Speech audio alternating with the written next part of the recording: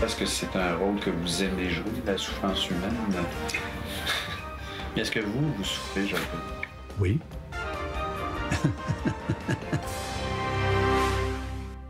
J'ai joué dans une centaine de pièces de théâtre. J'ai participé à plus de 45 téléthéâtres. J'ai joué également plus de 40 rôles à la télévision. J'ai participé à plus de 40 films, courts et longs métrages. Est-ce que c'est vrai tout ça? Oui. Ah bon?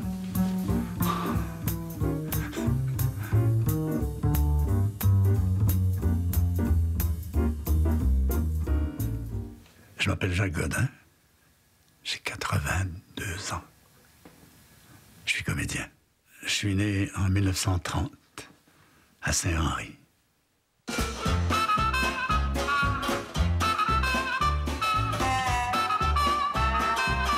Saint-Henri, c'est un milieu ouvrier.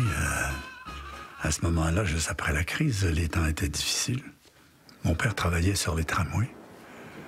À ce moment-là, il devait travailler de longues heures parce que pour arriver à joindre les deux bouts. Alors, au début, je me rappelle, mon père travaillait 7 jours par semaine. Lundi, mardi, mercredi, jeudi, vendredi, samedi, dimanche. J'ai venu au monde sur une petite rue qui s'appelle la rue Terrien, juste à côté de l'église. Et j'ai habité longtemps sur cette rue, à rue Terrien. Et c'est un coin assez dur à ce moment-là, parce qu'aujourd'hui, il y a des gangs de rue beaucoup plus durs, mais il y avait des petites gangs à ce moment-là. Et il ne fallait pas aller sur la rue des Linelles, parce qu'il y avait une autre gang là. Puis moi, j'ai toujours été un peu solitaire. Je n'avais pas de gang sur cette rue-là. Et souvent, je me suis fait voler mes tablettes de chocolat, par exemple. En sortant, j'avais une tablette de chocolat. Mais j'ai de très beaux souvenirs de Saint-Henri. Mais au bout de la rue, il y avait les voies ferrées, puis il y en avait des voies ferrées, il y avait à peu près 8-10 voies ferrées où ça passait, et les locomotives au charbon. Mais c'était incroyable parce que ma mère étendait le linge sur la table, sur la corde à linge, et puis quand elle allait les chercher, il fallait les secouer parce que c'était plein de suie, là, les grains de suie. Et sur le bord des fenêtres, c'était de la suie, de la suie, de la suie. Alors, j'ai passé une grosse partie de mon enfance là, à Saint-Henri. On habitait à un 3e étage, là. Et ce qui est curieux, c'est que juste en face, il y avait l'école primaire où je suis allé à l'école. Il y avait une grande salle avec un théâtre. Ça s'appelait la paroisse Saint-Zotique. Paroisse Saint-Zotique, oui, oui. C'est là que j'ai commencé à jouer comme amateur, d'ailleurs.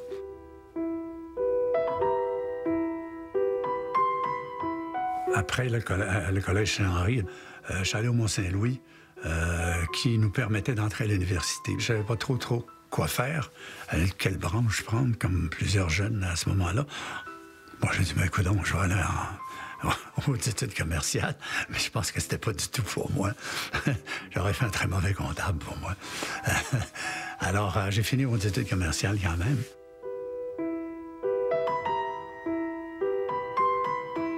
À l'université, on pouvait entrer dans le corps École d'officiers canadiens, le CEOC, COTC qu'ils appelaient en anglais. Et pendant 3 étés, on allait dans des camps d'entraînement. Alors, ça nous permettait de faire de l'argent pour payer nos cours pendant l'hiver. Et en même temps, on passait l'été dans des camps.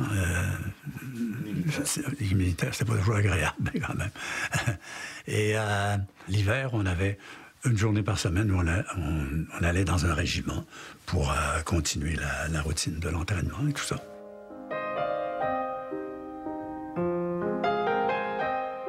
Quel âge avez-vous quand vous commencez, en fait, aux ateliers du TLM avec votre sœur? J'avais fini aux hautes études commerciales. Je devais avoir, en 53, je pense, je devais avoir 23 ans. Alors, j'ai commencé à suivre des cours, là, au TNM, à commencer à travailler l'art théâtral et tout ce qui va avec la voix, le maintien, les classiques, par exemple, les classiques qui étaient très difficiles à jouer pour moi au départ, parce que ça demandait une certaine volubilité pour la langue et tout ça. On n'était pas habitué à ce moment-là à parler, à jouer du texte de Molière ou de Racine. Votre tout premier rôle. Hein. C'est une figuration la première fois. C'était dans les 2 orphelines. Je faisais un marquis et j'entrais et il y avait une fille là et je l'embrassais dans le cou. Je lui disais, ne rougissez pas, ma brunette. C'est moi qui suis coupable d'entraver vos amusements. Et j'avais bien de la misère à dire ça. C'est la première fois que j'entrais sur une scène pour parler. Hein. Mais c'était quand même pas mal. Je disais pas, ne rougissez pas, ma brunette. Non, j'étais quand même assez naturel. Mais j'étais gêné de le faire quand même.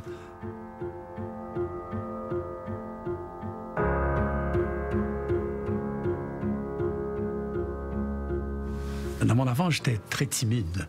J'ai toujours été un être d'une grande sensibilité, je peux dire. À cette époque-là, quand on était un homme, il ne fallait pas être sensible trop. Il fallait être assez dur. J'avais un côté où j'avais une certaine crainte vis-à-vis des gens. Je n'étais pas le gars à m'avancer et à parler aux gens, tout ça. Et ça m'a aidé beaucoup, le théâtre, parce que ça me donnait la chance de m'épanouir, de m'affirmer, de prendre place, moi, en tant qu'être, vis-à-vis des gens. Et ça m'a beaucoup aidé, le théâtre, de travailler des scènes et tout ça. Ouais.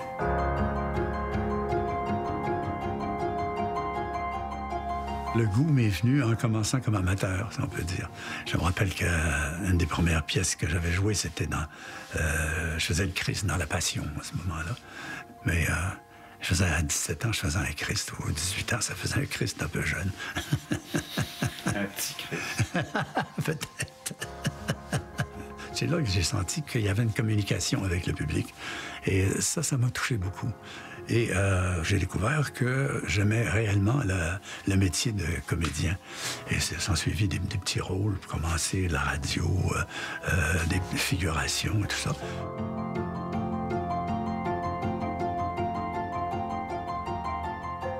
Il y avait presque pas de théâtre, il y avait pas de télévision. Comme comédien, à ce moment-là, ça payait pas tellement au début. Alors moi, je commençais à jouer des rôles, des petits rôles ici et là, faire un 10-15 $ un peu partout. Des fois, tu sortais avec 5 piastres dans ta poche, puis tu avais joué toute la soirée un rôle. Vous désirez? Monsieur n'a rien à craindre. Je ne suis pas un colporteur. Alors quoi? Je suis lutteur. Lutteur? Poids lourd. Ça vient avec le temps. On commence par jouer... moi, j'ai commencé à faire des figurations beaucoup. J'étais le type assez costaud et on m'engageait pour les policiers ou les bandits. J'ai dit tout ce que je savais. C'est bien. Ce sera tout pour cette nuit. Je te préviens de ne pas quitter la ville et de rester à notre disposition tant que le coroner n'aura pas rendu son verdict et que l'enquête ne sera pas terminée.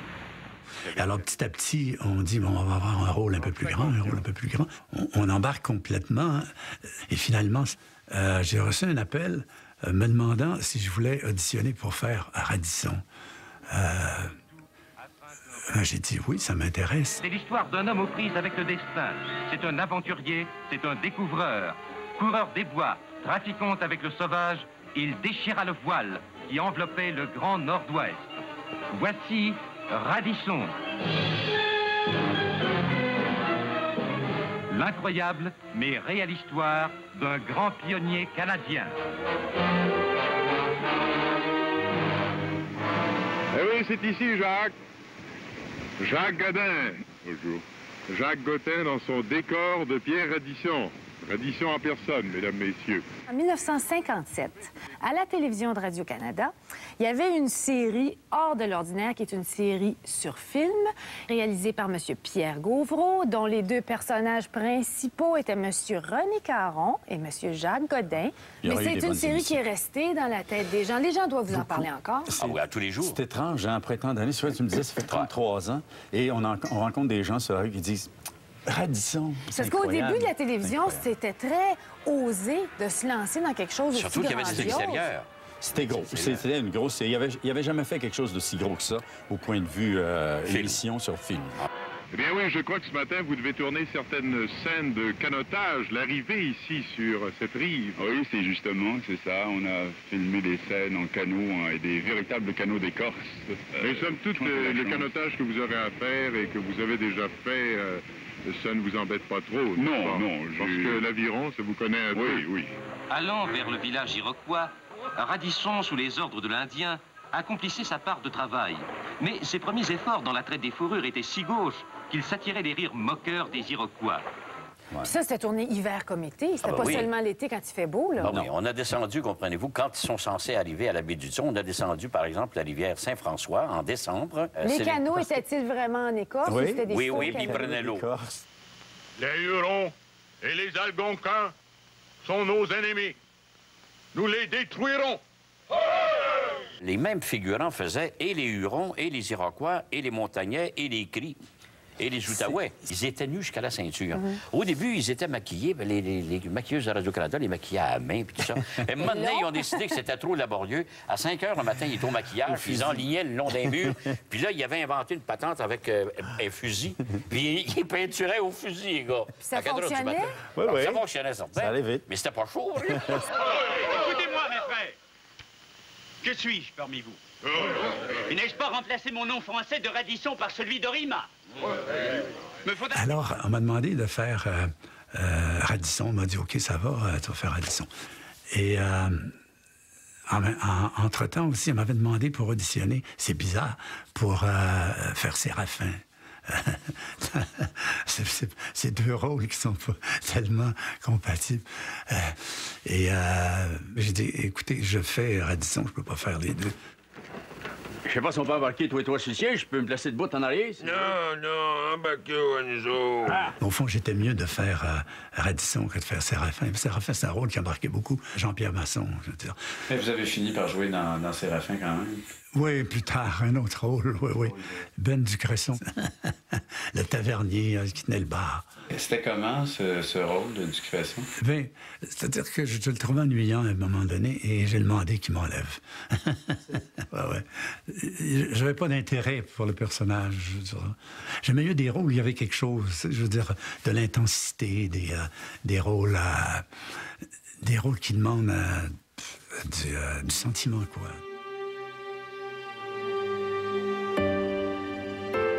Une moitié dans ta poche de culotte en arrière, c'est une mouchoir.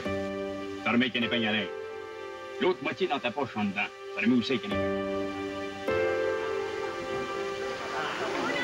Comprenez-vous le commandement de cette expédition contre l'Espagne? Ainsi, le chèque est bon. C'est bien simple, on en mangerait. Votre suggestion me plaît.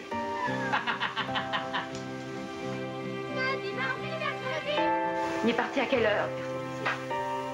C'est un beau perroquet que vous avez là. Bien sûr, c'était du bon temps, bien sûr. Ça, je ne dirai jamais.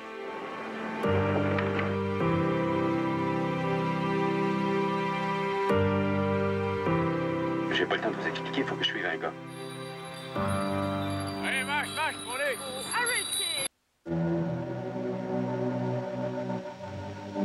La vie de comédien comportait quelques risques à l'époque aussi. À ce moment-là, oui, il y avait moins de précautions, je pense, quand on tournait des scènes où il y avait des choses dangereuses à faire. Et dans une série pour enfants, le monsieur me tirait une balle de 22, je pense, dans une pipe de plâtre. Et le monsieur en question, il est excessivement gentil. Vidal, qui s'appelait, je pense, travaillait des effets spéciaux. Il dit, regarde, là, tu vois, mon auto est là. Là, je vais m'installer ici pour que tu sois sûr que c'est bien sécuritaire, ce que je fais. À mon trépied, j'ai une balle ici. Je mets un petit carton d'allumettes au-dessus de ma voiture. Regarde, je vais tirer le carton d'allumettes. Tire. Dans le toit de la voiture. Alors après, je devais me faire tirer la balle dans ma pipe de plâtre. Et ma pipe de plâtre faisait un petit peu... Mais il a réussi. Pow! La pipe a éclaté. Ah, j'étais soulagé.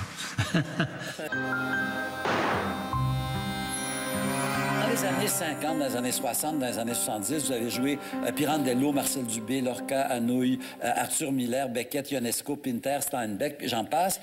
Est-ce que parmi ces auteurs-là que vous jouiez, il y en avait un ou quelques-uns avec lesquels vous vous sentiez particulièrement en phase, je sais pas, dont l'âme, l'œuvre, la manière vous plaisait plus? Les pièces américaines, j'ai toujours été près de ça. Quand j'ai joué Arthur Miller, par exemple, j'ai joué Le Prix aussi d'Arthur Miller. Vous avez fait aussi La mort d'un commis voyageur. La mort d'un commis voyageur, c'était très beau. Oui, avec du cèpe. Je souhaite te crever comme un chien si tu quittes cette maison. Qu'est-ce que t'attends de moi, au juste? Je veux que tu saches partout où tu iras. Dans les montagnes, dans les vallées, dans les trains, dans les villes, partout. Que tu as raté ta vie par rancune. Non, non! Tu cherches à m'enfoncer un poignard dans le cœur. Mais je vois clair dans ton jeu. Je m'en porterai pas responsable. Je vais aller jusqu'au bout d'abord. T'es fou! Je pense que ici, au Canada, au Québec, on a un côté américain plus qu'européen, c'est clair. On voyait beaucoup de films américains à cette époque-là. Il n'y avait pas de films français, ça venait pas ici. Alors, c'était des films américains qui passaient, des films de cowboys ou des... Alors, ces personnages-là sont près de nous, plus près de moi, en fait. Tu voulais jouer au héros?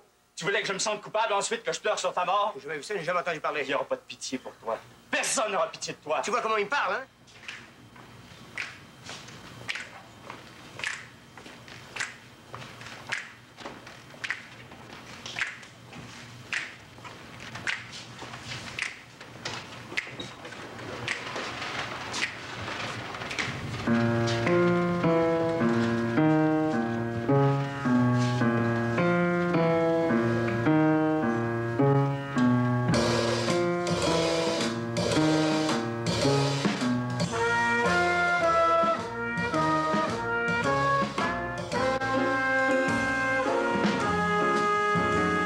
Dans notre mémoire collective, il y a une interprétation de vous qui reste, c'est celle dans Des souris et des hommes, avec Hubert Loisel, dans lequel vous étiez donc tous les deux.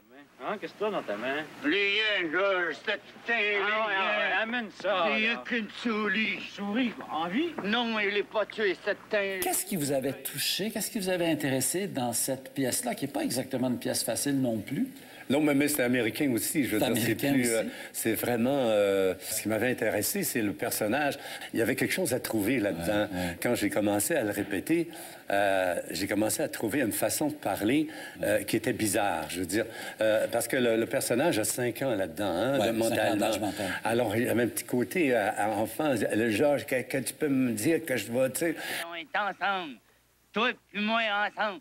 Qu'ils essayent pas personne. Dis-lui comment ça va être. Regarde l'autre bord de la rivière. Et les gens, parce qu'on faisait des lectures au début, puis ils me regardaient, on leur dit, vas-tu jouer ça comme ça? Lui? Il est-tu sérieux, lui, là? Alors, ça t'aide pas pour dire, je vais essayer. Mais j'ai commencé, et petit à petit, je veux dire, c'est accepté, et je pense que ça allait très bien avec le personnage.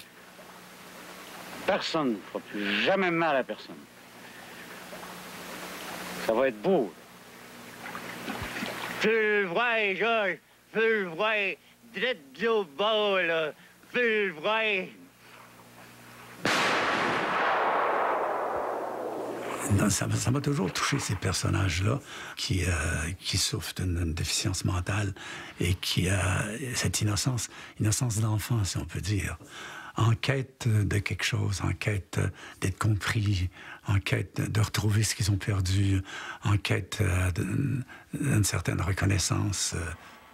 On te permet le souffle tiède. On te permet l'accordant respirer. Lorsque la pièce de Claude Gauvreau, La charge de l'Orignal et Port-Miable, prit l'affiche, elle dut être retirée après 4 jours, faute de public. Aujourd'hui, la même pièce, mise en scène par André Brassard au théâtre de Quat'Sous, fait salle comble.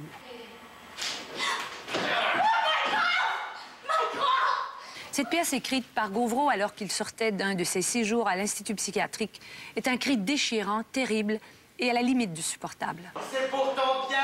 C'est pour ton bien! Le rythme est primordial en tout équilibre artificiel!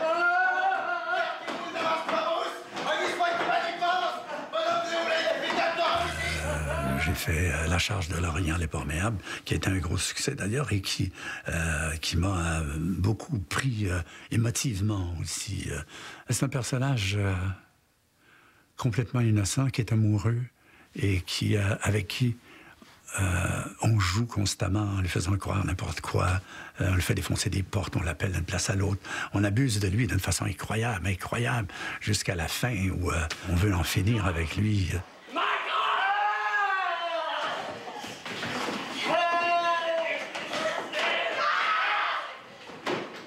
Jacques Godin, vous jouez ce rôle tous les soirs, vous entrez dans l'univers de la folie. Et vous jouez le rôle d'une façon époustouflante. On a l'impression que vous-même, Jacques Godin, l'homme, est en danger quand il accepte de se glisser dans ce personnage. On sent toute la souffrance de l'auteur. C'est pour ça que c'est terrible, d'ailleurs. C'est effrayant. C'est affreux, oui. Il a dû souffrir énormément. Alors, faire passer ça dans une pièce, ça demande déjà beaucoup, d'une façon émotive. Oui. Et en plus, d'une façon physique, il y a beaucoup de trucs physiques à faire également. Alors, c'est fatigant. C'est très difficile à faire chaque soir. Fini sans ans! Allez-vous la vidange en J'étais vraiment, à un moment donné, plus capable de jouer parce que c'était tellement lourd, ce personnage qu'on essaie de défaire, de détruire. Pour moi, ça représentait exactement les animaux qu'on met dans les laboratoires où on expérimente sur eux. Et on ne laisse pas de chance, et on essaye, on fait toutes sortes de choses sur eux. Je ne pouvais plus embarquer là-dedans. Je trouvais ça trop affreux. Parce que c'est un rôle que vous aimez jouer, la souffrance humaine. Est-ce que vous souffrez, Jacques Godin? Oui. Est-ce qu'il faut te dire? Non, c'est vrai. J'ai été malheureux beaucoup, oui. C'est vrai? Oui, moi-même en tant que personne. Est-ce que vous connaissez la source de ce malheur? Oui. Pouvez-vous m'en parler? Non, je veux dire, c'est personnel. C'est personnel.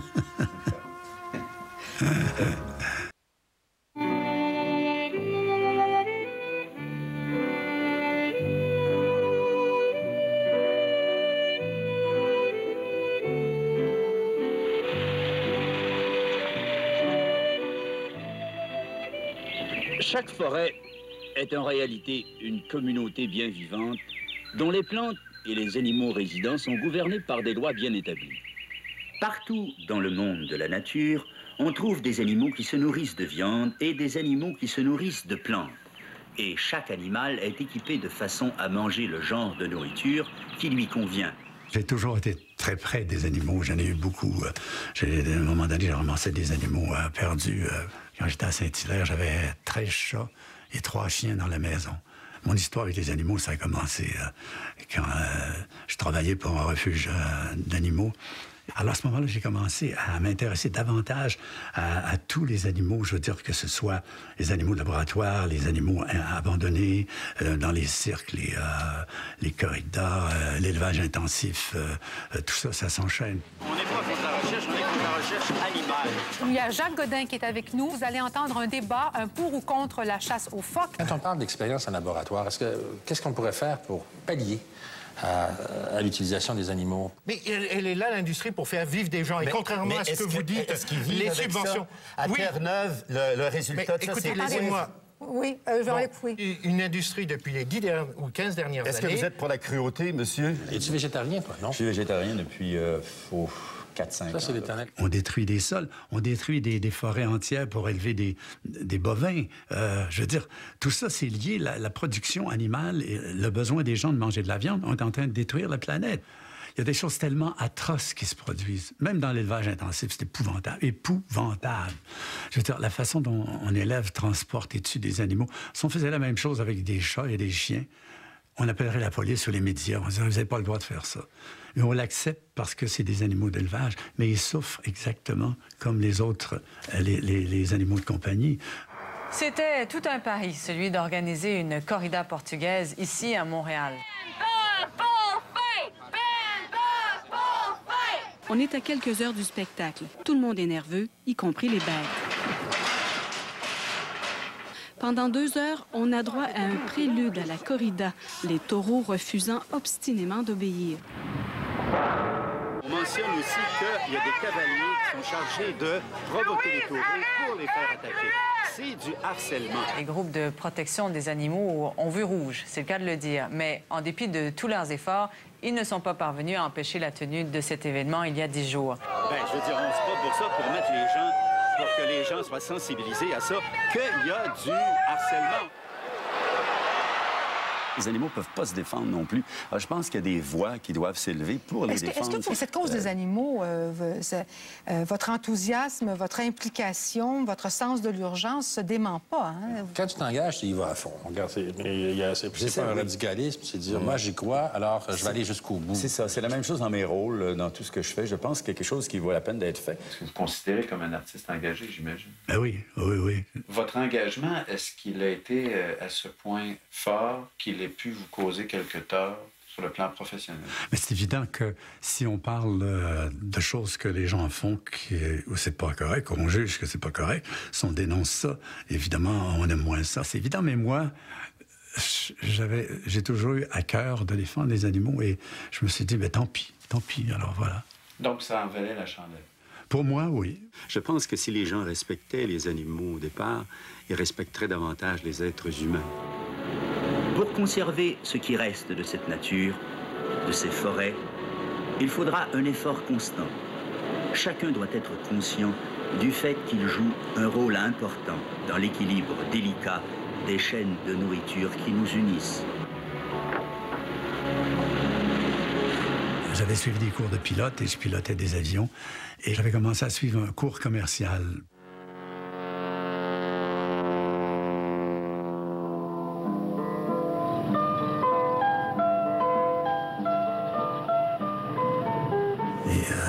Je trouvais ça passionnant. Alors, j'ai eu des avions pendant 5-6 ans, 7 ans.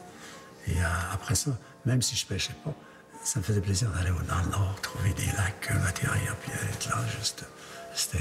Pour moi, c'était quelque chose de formidable.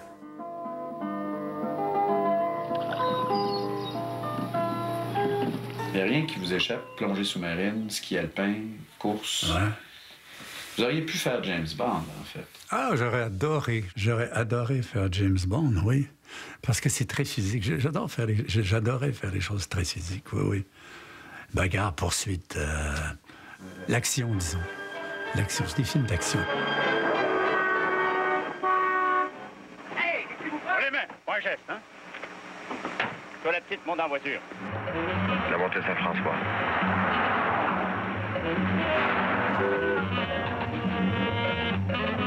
Vas-y, mon Charlie.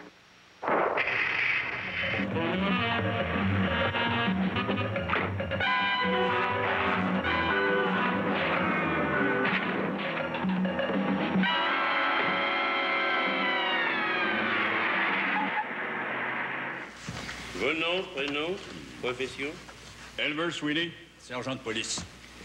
J'ai fait beaucoup de police dans ma condition. Vous en avez fait vraiment beaucoup de police. Au point d'en être tanné, apparemment, au point d'avoir presque plus envie de le faire. Quand tu m'appelais, je disais à maman, ah non, pas encore une police. J'ai rien contre les policiers, remarquez. Non, mais bon, un gars se lasse. Un gars peut se tanner. Je vais vous rappeler tout ce que la police de Montréal, sous ma direction, a accompli depuis quelques années pour extirper de notre ville le cancer de la corruption sous toutes ses formes.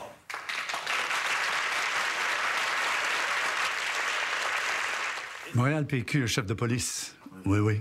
Oui, oui, chef de police un peu ratoureux qui essayait de faire toutes sortes de choses à côté. Et il était vraiment en amour là-dedans. Alors, c'était un beau rôle quand même à jouer. Il était en amour. C'est Monique Miller qui faisait la tenancière de la maison de prostituées. Je le trouve un peu impétueux pour le genre de mission que tu lui as confiée. C'est précisément pour ça que j'ai choisi. C'était intéressant de faire ce personnage-là. Oui, oui, c'était très, très intéressant. Parce qu'il y avait son côté amoureux, il y avait son côté un peu gangster, si on peut dire, comme il se produit beaucoup aujourd'hui dans les enquêtes qu'ils font, là, avec les pots de vin et tout le truc. Alors, il y avait ça à cette époque-là aussi, à l'époque de Duplessis. Corrompu, voilà, c'est le mot que je cherchais, un peu corrompu. Harry, pour ce qui te concerne, voici ce que j'attends de toi. Là, je te charge du code Blondeau. Passe-moi sa vie et celle de sa famille au peigne fin. Lorsque Jean Baudin vous a demandé de faire un policier dans Being at Home with Claude, vous n'avez pas eu envie de refuser, j'imagine? C'est un policier différent, C'est un policier très différent. Non, quoi? Vas-tu venir par la sortir, mon amour du caisse? Écoute-moi bien. Ça fait 30 ans des petits culs comme toi, j'en vois 10 par jour, des fois plus. J'en ai vu de toi, ils sortent. Il y en a qui commencent à faire ça, payer leur cours, puis arrêtent quand ils ont assez d'argent. Mais non, qui partent lassés d'un soir, puis qui lâchent plus. Mais non, rien que ça à bière. Il y en a qui c'est pour pas crever de faim. Il y en a qui viennent d'Outremont, puis ils font rien que pour le trip. J'en ai vu des grands, puis des petits, des gros, puis des cure-dents. Il y en a qui ont 50 ans qui font peur. Le nouveau film de Jean Baudin, Being at Home with Claude, prend l'affiche à Montréal après avoir ouvert hier soir les rendez-vous du cinéma québécois. C'est l'histoire d'un jeune prostitué masculin qui, au cours d'une relation amoureuse, mais prodigieusement amoureuse, en arrive à la toute fin de cette relation à trancher la gorge de son amant. Il est devant un policier et le policier veut lui faire dire pourquoi il a fait ça. Jacques Godin et Roy Dupuis vivent cet affrontement comme deux bêtes fauves enfermées dans une cage trop petite. Pour entrer dans le rôle, Dupuis a perdu 25 livres. Pour Jacques Godin, le génie du jeu consiste à laisser deviner une grande sensibilité sous une armure de muscles. Leur rencontre est électrique. Ferme ta gueule puis laisse-moi parler. Je veux savoir où c'est que t'étais puis qu'est-ce que t'as fait. Je veux savoir pourquoi tu l'as tué. Je veux savoir qui c'est que t'es. Je veux savoir d'où c'est que tu viens puis qu'est-ce que t'as fait dans la vie. Puis tout ce que j'arrive à te faire sortir, c'est des affaires qui matchent pas, qui ont pas de bon sens. J'ai le feeling que ça fait quasiment 36 heures que tu ris nous autres en pleine face. Puis j'haïs ça, m'entends-tu?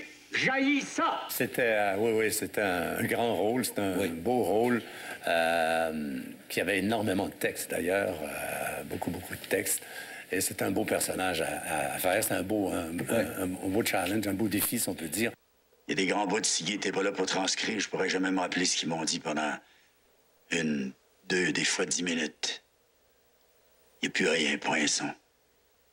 Ça me prend tout mon petit change pour me lever, s'accréguer à la porte, puis prendre dans mes bras, OK? J'en ai vu de toutes sortes. Toutes. Mais des comme toi, j'espère qu'en revoir jamais toute ma crise de vie. J'espère que t'es le seul de ton espèce. Parce que le numéro que t'es en train de faire là, mon petit gars, c'est l'affaire la plus écœurante, la plus puante que j'ai jamais vue. Tu comptes faire quoi ce soir? J'ai envie de faire l'amour avec vous. T'as chaud, enlève ton veston.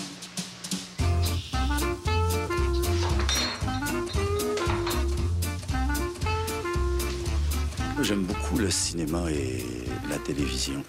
Peut-être plus que le théâtre. C'est pas parce que on joue une fois et puis on n'a pas besoin de se répéter pendant 30, 40, 50 fois, chose qui devient très difficile. La répétition, pour atteindre une certaine vérité, à chaque fois, ça demande énormément de travail et de force parce que c'est difficile de se répéter et d'être vrai à chaque fois. Tandis qu'au film, on peut trouver une vérité qu'on vient qu'on perd au théâtre, enfin, d'après moi.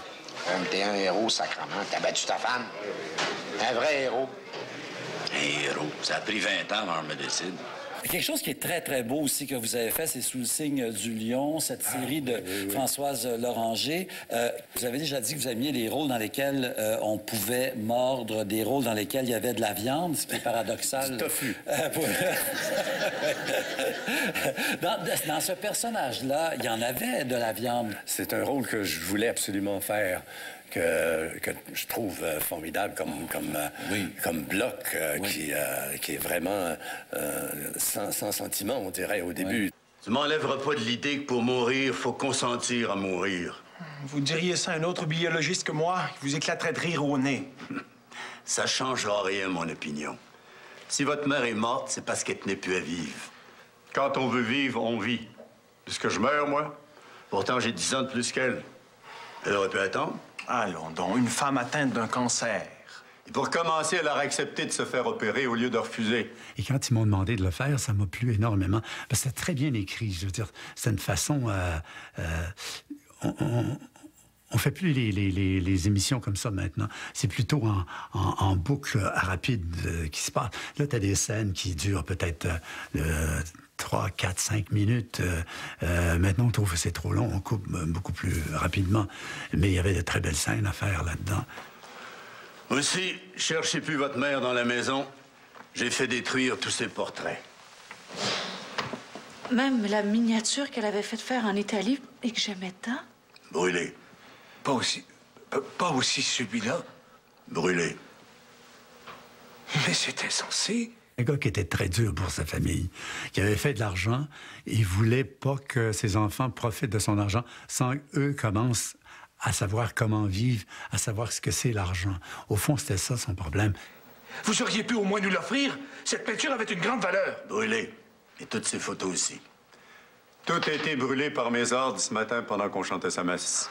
Une chose qui me frappe aussi, c'est que, bon, quand vous jouez des personnages de durs, de gens pas trop gentils, et Dieu sait que vous en avez joué quand même quelques-uns, il y a toujours un côté attachant à vos personnages. Et on se demandait si, par exemple, dans le cas de Jérémy Martin, si c'est écrit dans le texte que Jérémy Martin doit être un tendre, ou si c'est vous qui amenez cette tendresse au personnage. Non, c'est pas dans le texte, mais je pense que jouer un personnage comme ça, si on le fait complètement antipathique, on se demande pourquoi, par exemple,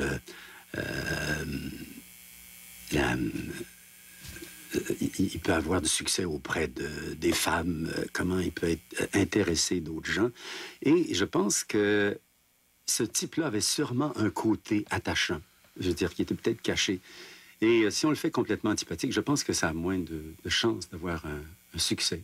Jacques Godin, sous le signe du lion. Annette, vis-tu avec ma femme?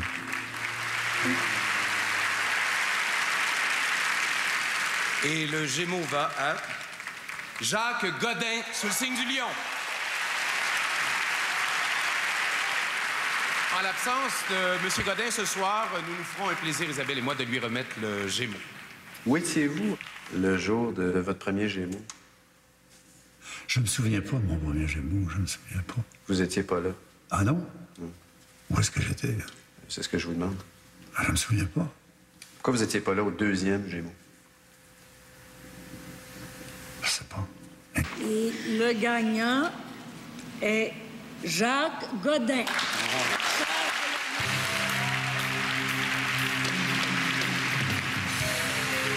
On m'a dit avant que le gagnant ne serait pas dans la salle. Alors, j'accepte le prix. Vous en souvenez pas? Il y a tellement longtemps tout ça. Je veux dire, on peut pas... Vous êtes allé pour le troisième Gémeaux. Pourquoi vous êtes allé au troisième? Je me souviens même pas d'être allé au troisième Gémeaux. Alors...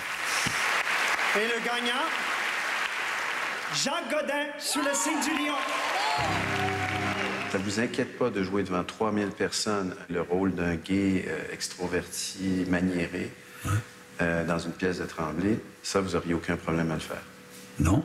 Par contre, d'aller prendre un verre sans parler à personne, accompagner votre femme dans une première, ça vous assassine.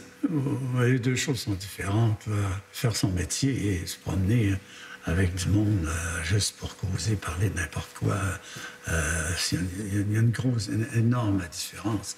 Si je joue devant un public qui aime ça entendre ce que moi je fais puis les autres autour font, évidemment c'est agréable, on est là pour ça.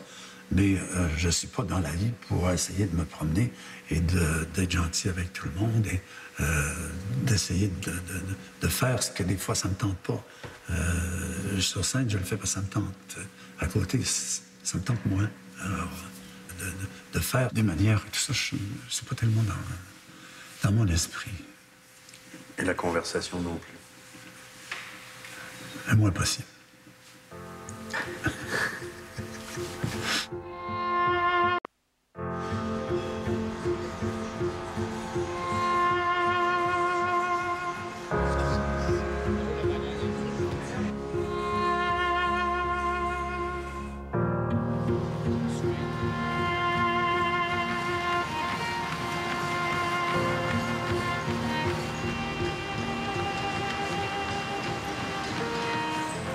Je fais une demi-heure là-dessus. Et puis 15 minutes de course, ça fait 45 minutes de cardio. C'est bon. Je fais ça, disons, 5 fois par semaine, à peu près. J'ai fait de la lutte quand j'étais plus jeune. Je faisais du plongeon, je faisais de la natation, je faisais la plongée sous-marine. J'ai fait beaucoup de ski alpin, j'adorais ça. On partait le matin avec l'autobus, un club de ski. On allait à Saint-Sauveur ou Mont-Gabriel. On skiait du matin au soir, puis j'avais pas de problème.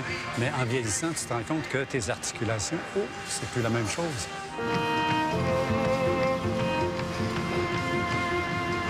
gym où je vais habituellement, les gens disent « Vous êtes un exemple pour nous ». Ça me fait plaisir parce que je me dis, bien, s'ils me voient continuer, même à 82 ans, à m'entraîner, ça veut dire qu'eux, ça leur donne de l'espoir et ils continuent également. Là, je vais passer aux machines. Les machines, je vais commencer sûrement. Les abdominaux, les jambes.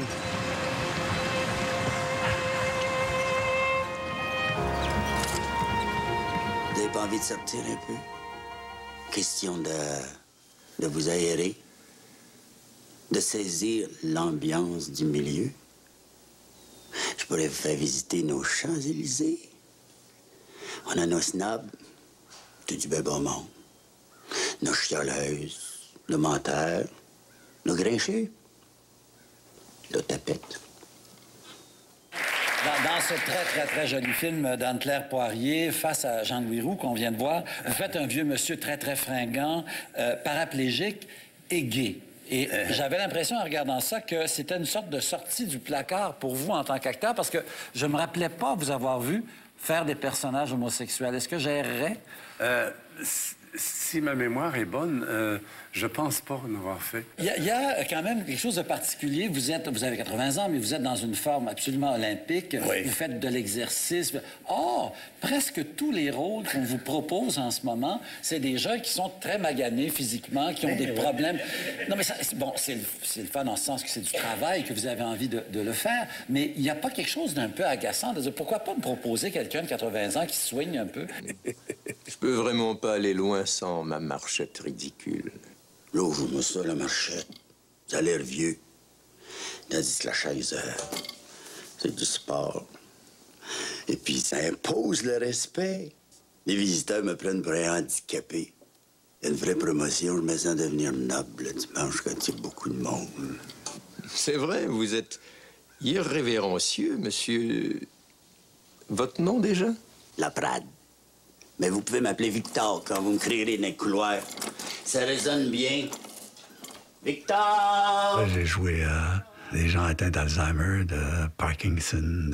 J'ai fait la dernière fugue où le personnage est atteint du Parkinson rigide. Alors j'ai regardé comment ces personnes-là se déplacent, comment ils parlent, et en même temps, il faut mettre les sentiments dans tout ça. Je vous laisse travailler.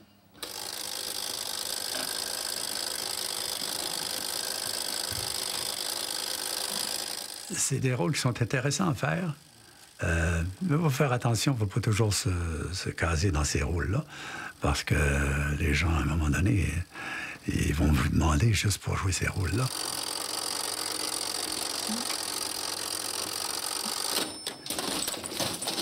J'ai aimé beaucoup de rôles que j'ai interprétés, mais celui que j'aime le mieux, c'est le prochain qu'on va me proposer. Il nous est arrivé en aveugle.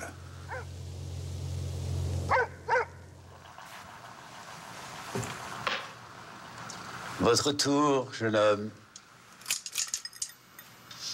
Saviez-vous que les pièces noires étaient parfois dites rouges dans les manuels d'échecs victoriens? Mais étant vieux, c'est sûr qu'il y a moins de travail. Les rôles sont pour les jeunes. C'est une chose qui est normale, je pense. Vous acceptez ça? Je l'accepte. Ça me fait mal un petit peu des fois, mais on vient qu'on s'y fait. Quand on vieillit, on oublie bien des choses, mais pas celle-là. On devrait pouvoir arrêter le temps juste pour ces bons moments-là. Peut-être que ça deviendrait trop banal. Pour toi, j'en doute pas. T'as jamais été du genre à t'arrêter. Pour pas oublier la belle délinquance de notre jeunesse, on dansait comme autrefois. Est-ce que vous seriez capable de vous arrêter? Non, m'arrêter, non. Non, je ne veux pas m'arrêter. Moi, je vais continuer à vivre, à me mouvoir, à faire mon métier, à faire ce que je peux dans la vie. Est-ce que ça vous agace, j'imagine, qu'on vous pose cette question de vous? Toutes les questions m'agacent, de toute façon. Toutes mes questions? Toutes les questions. Je peux vous en poser quand même une dernière. Dans Un autre contexte, je suis à peu près certain qu'après, si on vous demande de faire une entrevue... Plus jamais. Si.